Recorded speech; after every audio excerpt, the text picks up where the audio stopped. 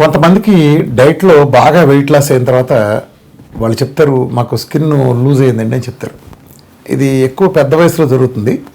అలానే వాళ్ళు డైట్ తీసుకునేటప్పుడు ఏం చేసి తగ్గారో దాన్ని బట్టి కూడా ఉంటుంది.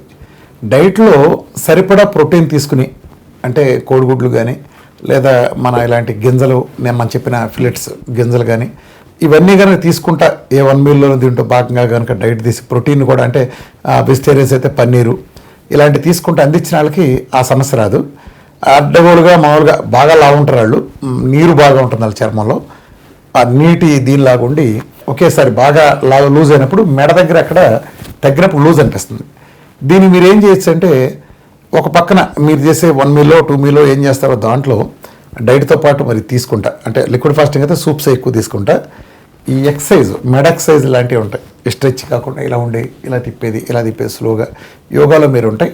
అట్లా కనుక మీరు చేసి కొంచెం ఎక్కువగానే చేయండి, ఎన్నిసార్లు చేసిన ఇబ్బంది లేదు. అలానే ప్రాణాయామం ఒకటి, ఈ 2 చేస్తే మీకు ఇక్కడ స్ట్రెచ్ మార్క్లు అవన్నీ చాలా ఈజీగా డైట్ చేసేటప్పుడే మీకు రావు. ఒకళ్ళు వచ్చిన తర్వాత రికవరీ కానీ మీకు అదే సరిపోతుంది.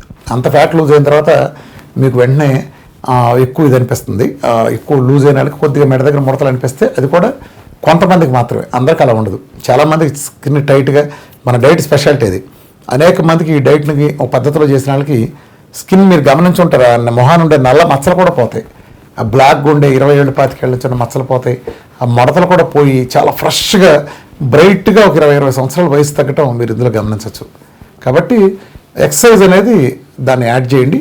ముఖ్యంగా యోగాలో ఉండే స్ట్రెచ్చింగ్ లాంటివన్నీ మీకు బాగా ఉపయోగపడతాయి. ఇది డైట్ చేస్తే ఆ ప్రాబ్లం ముందు అనుకున్న వాళ్ళు అలా చేయండి.